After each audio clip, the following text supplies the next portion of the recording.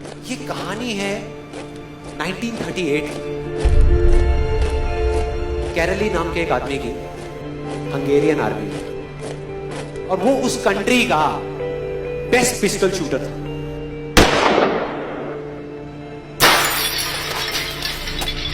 जितनी भी national championships हुई थी उस कंट्री में, उसको वो जीत चुका था। और सबको ऑलमोस्ट कंफर्म था कि 1940s में जो ओलंपिक्स होने वाले हैं उसमें गोल्ड मेडल केरली को ही मिलेगा। और उसने सालों से ट्रेनिंग करी थी। उसका एक ही सपना था, एक ही फोकस था कि मुझे अपने इस हाथ को दुनिया का बेस्ट शूटिंग हैंड बनाना है, बेस्ट बनाना है, बेस्ट बनाना है। और वो कामयाब हो गया, उसने बना लिया बेस्ट शूटिंग हैंड। सिर्फ 2 साल का फर्क था। 1938 में एक आर्मी का ट्रेनिंग कैंप चल रहा था। क्योंकि वो आर्मी में था तो एक एक्सीडेंट हो गया। उसके उसी हाथ में जिससे उसने गोल्ड मेडल जीतना था, उसमें एक हैंड ग्रेनेड फट गया और वो हाथ चला गया। जो उसका सपना था, जो फोकस था, सब खत्म।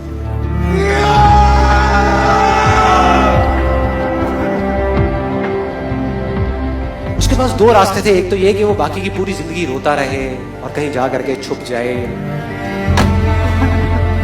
या अपना जो गोल था जिस पे उसने फोकस किया हुआ था उसको पकड़ करके रखा। तो उसने फोकस किया उस पे नहीं जो चला गया था, जो उसके पास नहीं था। उसने फोकस किया उस पे जो उसके पास था।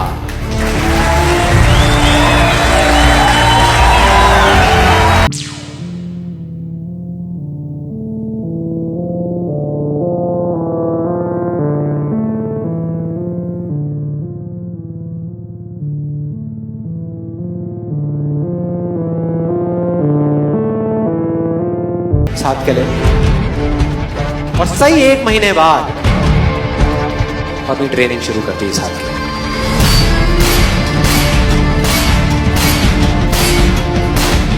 ट्रेनिंग के 1 साल बाद, मतलब कि 1939 में वो वापस आया। नेशनल चैंपियनशिप्स हो रही थी वहीं पे हंगरी में, और बाकी भी बहुत सारे पिस्टल शूटर्स थे वहां पे। उन्होंने जा करके उसको कंग्रेचुलेट किया। कहा कि यार देखो, ये होता है जज्बा, ये होती है स्पोर्ट्समैन स्पिरिट, कि इतना सब कुछ होने के बाद भी तुम यहां पर आए हो हमको देखने के लिए और हमारा हौसला बढ़ाने के लिए। किसी को नहीं पता था कि वो 1 साल से अपनी ट्रेनिंग कर रहा था लेफ्ट हैंड की। और उसने जवाब दिया, मैं यहां पर तुम्हारा हौसला बढ़ाने नहीं आया, तुम्हारे साथ कॉम्पीट करने आया हूं, तुमसे लड़ने आया हूं, तैयार हो जाओ। और कंपटीशन हुआ। बाकी सब वहां पर जितने भी लोग थे वो कॉम्पीट कर रहे थे अपने बेस्ट हैंड से। ये कॉम्पीट कर रहा था अपने ओनली हैंड से, ओनली हैंड से। कौन जीता? The man with the only hand, केरली जीत गया। लेकिन वो यहां नहीं रुका। उसका गोल क्लियर था कि मुझे इस हाथ को इस कंट्री का नहीं, इस पूरी दुनिया का बेस्ट शूटिंग हैंड बनाना है। उसने अपना सारा फोकस उठा करके डाला 1940 पे, जब ओलंपिक्स होने वाले थे। लेकिन 1940s के ओलंपिक्स कैंसिल हो गए वर्ल्ड वॉर की वजह से।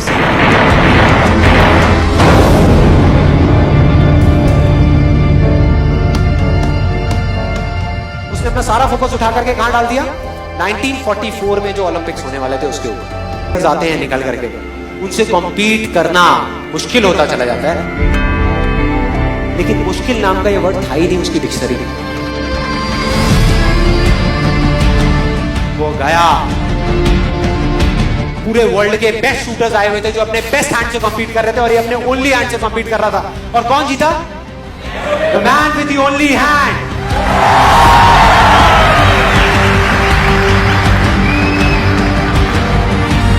लेकिन वो तब भी नहीं रुका। 1952 ओलंपिक्स, दोबारा कॉम्पीट किया उसने और इस बार गोल्ड मेडल कौन जीता? गैरल ली। 4 साल बाद दोबारा से, और पूरी की पूरी हिस्ट्री को बदल करके रख दिया ओलंपिक्स ने।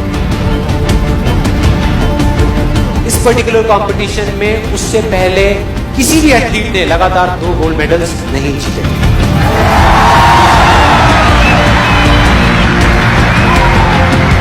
अब किसी भी लूजर के पास चले जाओ, उसके पास लिस्ट होगी बहानों की कि मैं इस वजह से फेल हुआ अपनी लाइफ में, इस वजह से मैं कुछ नहीं कर पाया। बहुत लंबी लिस्ट है। और दूसरी तरफ विनर के पास चले जाओ, उसके पास में 1000 वजह होगी वो ना करने की जो वो करना चाहता है, सिर्फ एक वजह होगी वो करने की जो वो करना चाहता है, और वो कर जाएगा।